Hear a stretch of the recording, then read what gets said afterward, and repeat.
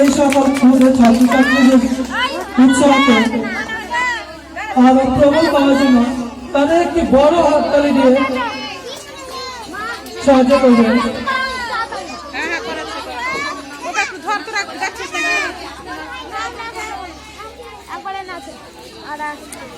ওটা দিয়ে আসতে পারছো না।